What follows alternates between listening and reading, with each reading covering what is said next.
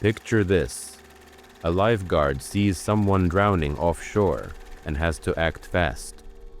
He doesn't sprint straight into the water because running on sand is faster than swimming. So he dashes along the beach, then dives in at an angle. By taking this clever detour, he reaches the person in the least possible time and saves a life. Now imagine a beam of light trying to do the same thing. Light travels slower in water than in air, just like you swim slower than you run. Yet when a ray of light hits water, it bends precisely in the way that lets it reach its target fastest. It's as if the light somehow knows the quickest route and adjusts course. Without a brain, without a conscious plan, how could something as mindless as a photon make such a smart move? In classical physics, we just accepted it as a rule, Fermat's principle of least time, which says light always takes the quickest path. It's a neat rule, sure, but it doesn't explain how the light figures it out. It felt like a magic trick of nature, an illusion of a single perfect path chosen automatically. Quantum mechanics offers a radically different explanation, and it's a bit mind-boggling. What if the light doesn't choose a single path at all? What if, in some sense, it takes every possible path, bouncing off the ocean floor, arcing into the sky, zigzagging crazily? And all those possibilities happen simultaneously. Here's the catch. Most of those wild possibilities cancel each other out. According to quantum theory, every possible path for a photon is like a wave, and these waves interfere with each other. Paths that take longer or detour too much end up out of sync and cancel out like noise. But the path that happens to be fastest, those waves line up and amplify. So when all is said and done, the only thing we actually see is the effect of that fastest path winning out. It sounds insane, right? The idea that a particle of light explores every option like some hyperactive tour guide planning the ultimate trip. But this is the kind of strange thing that happens when you trust quantum mechanics. What looks like a simple straight shot turns out to be a hidden orchestra of possibilities playing together, most of them quietly canceling out, with one standout performance that we notice. This isn't the first time physicists had to embrace a crazy idea to explain reality. Around the year 1900, there was a huge mystery about something as ordinary as a warm object glowing. Heat up an iron and it glows red, then white. But classical physics insisted that as the light's frequency climbed into the ultraviolet, the energy output should blow up to infinity. Obviously, that doesn't happen. This mismatch was dubbed the ultraviolet catastrophe. Physics itself was in crisis. Enter Max Planck. In the year 1900, Planck proposed a solution so audacious it didn't fully make sense even to him. He suggested that energy isn't given off smoothly, but in tiny chunks he called quanta. It's like saying maybe nature has a money system where you can only pay in fixed coins, no fractions. Planck introduced a new fundamental constant, h, to size these energy coins. When he assumed energy could only be emitted in multiples of h times the frequency, the math suddenly matched the actual glow from hot objects perfectly. This was the birth of quantum theory, though nobody realized it immediately. Planck himself thought these quanta were just a mathematical fix, not a literal description of reality. Still, by trusting the weird math, by trusting that energy might come in discrete packets, he solved the catastrophe. The infinite energy problem vanished. Nature, it turned out, had been quantized when no one was looking. A few years later, another puzzle pushed the quantum idea further. Scientists noticed that shining light on metal could knock electrons out of the surface, the photoelectric effect. Classical wave theory said a brighter light, more intense waves, should eventually kick out electrons. But experiments showed a twist. If the light's frequency was too low, no electrons came out, no matter how intense or how long you shined it. Yet a very dim ultraviolet light could liberate electrons instantly. No amount of red light could do it, but one precise high-frequency kick worked immediately. This made no sense if light was just a continuous wave. Enter Albert Einstein in 1905. Einstein basically said, "What if light itself comes in packets, like little particles of energy?" Building on Planck's idea, he proposed that light is delivered in chunks, later dubbed photons. Each photon carries a specific energy proportional to its frequency. There's that constant h again. In the photoelectric effect, a metal atom needs to absorb one whole photon to free an electron. If the photon's energy isn't high enough, it's like a key that doesn't fit the lock. No electrons get freed, no matter how many keys you throw. But a single photon with enough energy pops an electron out in one go. People thought Einstein's idea was strange. Even Planck wasn't sure about it at first. The notion of particles of light sounded like sci-fi when everyone knew light was a wave. But Einstein was vindicated. Experiments kept confirming that you needed a high enough frequency, color, of light to get electrons out. Intensity alone couldn't do it. This was hard proof that light can act as particles when it transfers energy. Einstein later got a Nobel Prize for this work. Trusting that quantum hunch about photons revealed something fundamental about nature. By this point, a pattern was emerging. Whenever classical physics hit a wall, the way through was to embrace a bizarre new quantum idea. Next up was the atom itself. According to classical electromagnetism, an electron orbiting a nucleus should radiate energy like a tiny antenna, lose speed, and spiral into the nucleus. Atoms should collapse shortly after forming. Clearly they don't. You and I are made of stable atoms. But classical physics had no good explanation for why. In 1913, Niels Bohr took a bold leap. He suggested that maybe electrons in atoms can only orbit at certain specific distances or energy levels. And crucially, he said they don't radiate energy while in these allowed orbits. It was like declaring an electron can circle around without losing any energy, as long as it stays on one of those magic tracks. This defied everything classical physics predicted, essentially a perpetual motion orbit. Crazy? Absolutely. But Bohr's idea was necessary because it just might explain the mystery.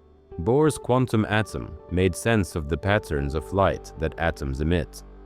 Take hydrogen gas, excite it, and it gives off specific colors of light. Bohr showed each color corresponds to an electron dropping from one allowed orbit to a lower one, emitting a photon with the precise energy difference. He explained why atoms emit discrete spectral lines instead of a continuous rainbow smear. By trusting that the micro-world plays by different rules, electrons not behaving like little planets, Bohr decoded the hydrogen spectrum and gave atomic theory a huge boost. The next leap came from Louis de Broglie, a French aristocrat with a wild idea. In 1924, de Broglie proposed that particles like electrons have a wave nature, just as light can act like a particle.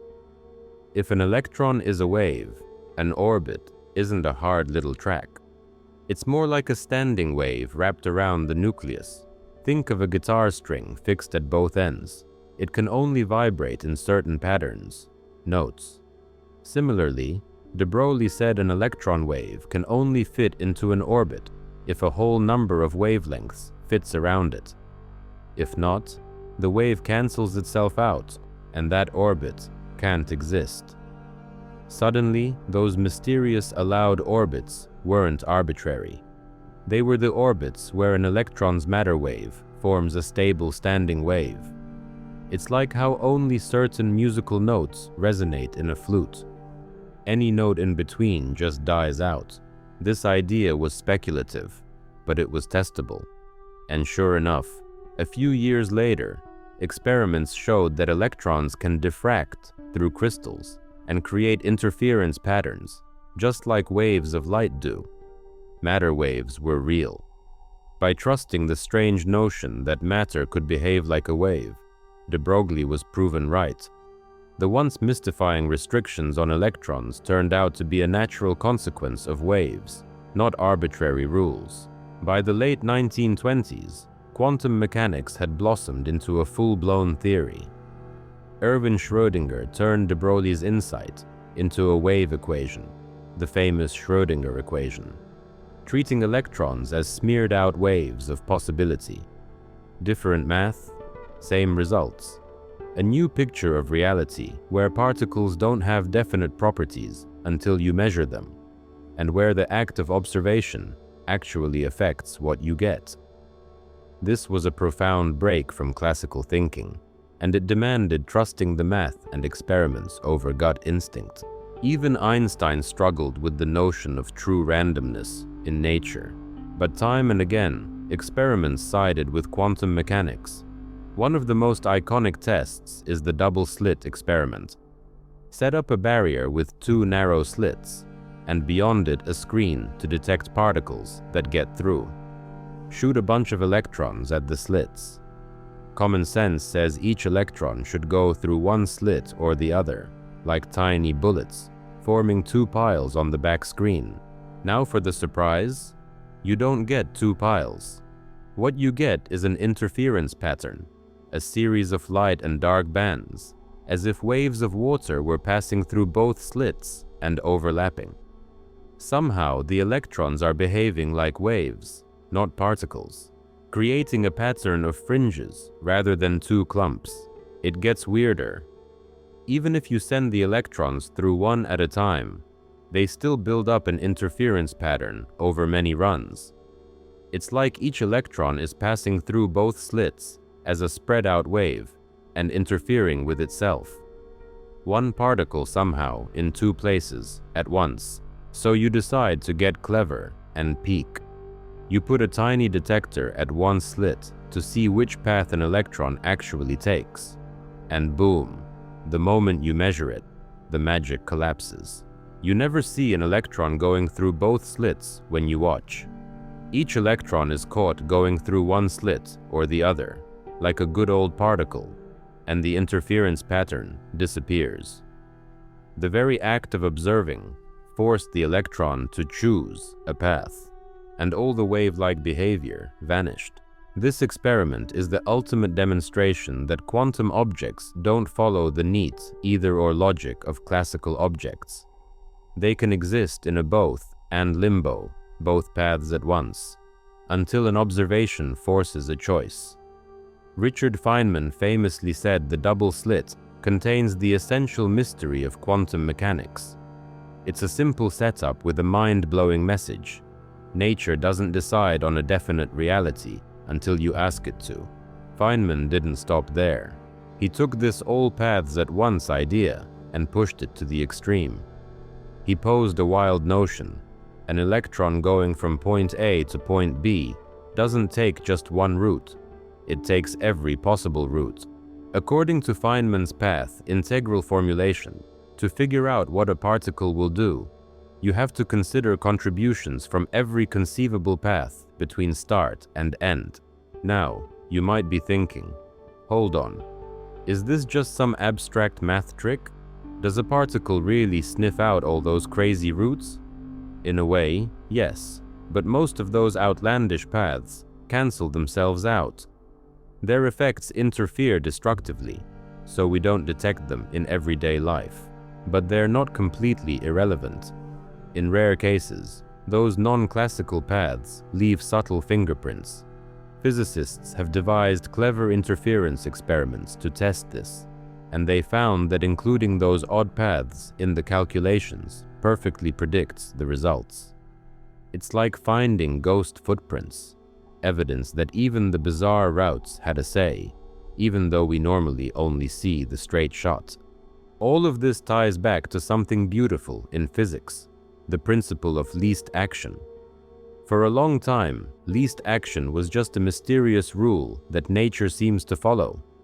a rule that says a system will often take the path that minimizes a quantity called action. Think of it like energy expended over time. Thanks to Feynman's all paths view, we now see why nature seems to pick the best path. It doesn't really pick one at first. Every path happens in superposition, but all the inefficient, crazy ones cancel out. The only paths that survive the interference war are the ones where the action is extremized, basically minimized. In other words, the classical path wins by default because all other candidates quietly eliminated themselves. So that lifeguard running on the beach, the light bending through water, the planet orbiting the sun, they all look like they just magically found the perfect path. In truth, they're the survivors of a hidden quantum competition where every alternative was tried and most were vetoed. The principle of least action isn't a cosmic conspiracy or a mindful choice by nature. It's an emergent result of quantum mechanics doing its endless auditions behind the scenes. When you step back, this is a recurring theme. Trusting the bizarre predictions of quantum mechanics, energy quanta, photons, matter waves, all paths interference, has consistently led to correct answers and amazing technology. Reality keeps vindicating the theory that once sounded absurd, and without it, we'd have none of our modern marvels. No semiconductors, no lasers, not even an understanding of why the sun shines. Our world today runs on quantum mechanics. It's also a philosophical wake-up call. The universe doesn't really care if its rules make sense to us. Our common sense is built on everyday experiences, not on electrons tunneling through barriers or photons interfering with themselves. Quantum mechanics tells us that nature plays by its own rules, and if we want to understand, we have to follow the evidence even when it defies intuition. It's humbling, and it's inspiring, because it shows how powerful it is to keep an open mind. Think of those physicists like Planck, Einstein, Bohr, de Broglie, and the rest. They were confronted with impossible results, things that made no sense. Instead of dismissing them or forcing them to fit old theories, they dared to accept that the universe might be telling a different story. That trust ushered in a revolution in science. Sometimes you really do have to let go of what you think you know to discover something amazing.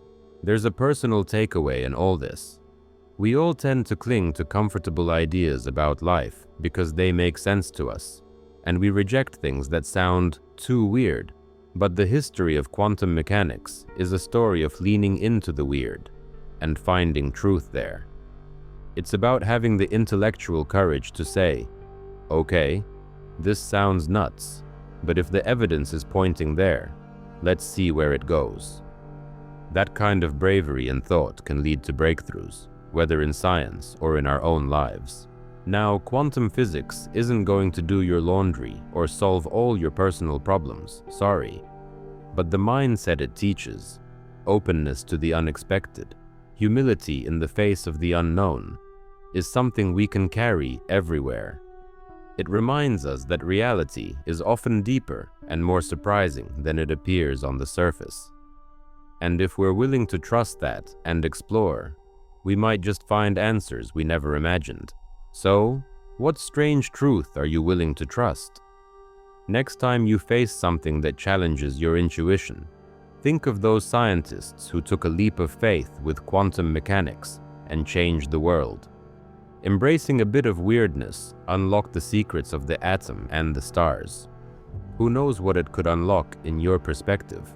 I hope this journey has left you with a sense of wonder and a new perspective on what it means to truly trust the science. If it did, let me know. Drop a comment with your thoughts or questions. And if you'd like to join me for more mind-bending explorations, consider subscribing to Thynkwell. We're all about diving into big ideas with curiosity and an open mind. Until next time, stay curious. The universe has plenty more secrets to share.